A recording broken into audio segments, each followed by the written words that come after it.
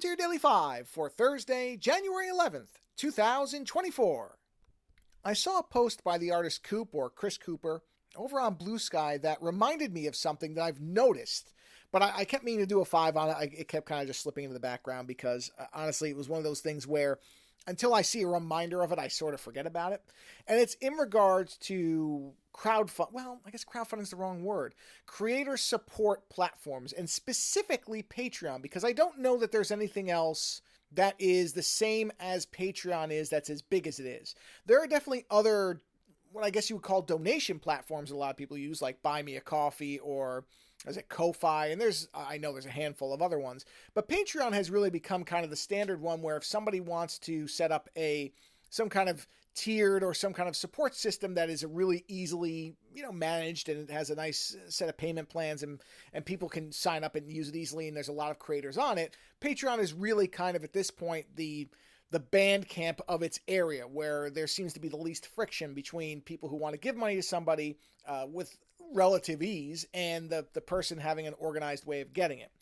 And Coop said something along the lines, I don't have it right in front of me, but he said something along the lines of, he felt like he hadn't been active enough on Patreon, that he hadn't been posting enough lately, in line with what apparently is the expectation that a creator is supposed to post on there.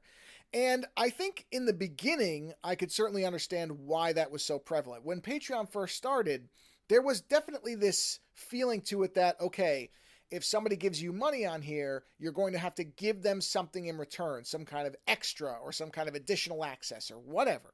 And that was how it was for a long time. In fact, ours was like that, where I was doing art book reviews. And then there was finally a point where I said, you know what, this is not something I'm really good at doing. I'm only doing it because I feel like it's expected, but I don't know that it's really all that beneficial to anybody. Plus, I don't know if anybody really cares. The stuff that we want to talk about, we talk about on the show. And so I just gave up on that entirely.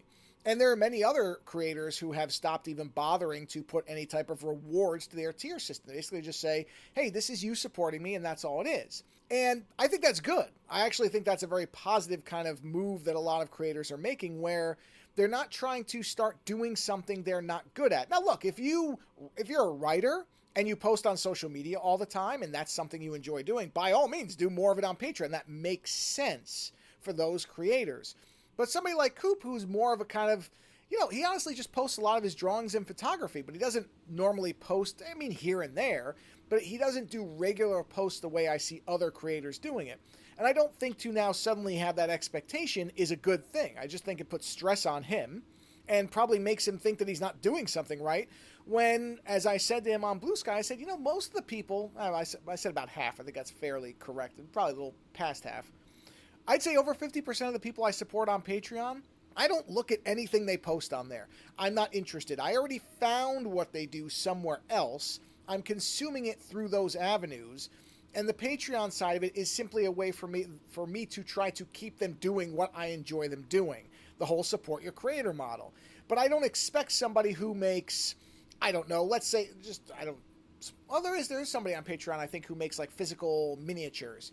I don't expect her to suddenly start writing long diary entries about something that's on her mind. That's not what she does. She makes miniatures and posts pictures of the process of making them and that type of thing, but nothing beyond that. And sometimes there's long gaps before there's an update, and that's fine. I'm not supporting somebody so that they have to suddenly post more often and I feel like I'm, interacting with them more. I just want them to keep doing the stuff I enjoy them doing. That is, to me, what the ultimate purpose of any of these things should be. If they want to offer extras, that's fine. The thing that I think is detrimental and does seem to be going away was this concept that you had to offer something that was unique or on top of what you were normally doing. I kind of get why it started off that way. I understand to some degree why that would be the appeal of the platform at first, to get people on it, thinking they're getting something that they couldn't get otherwise.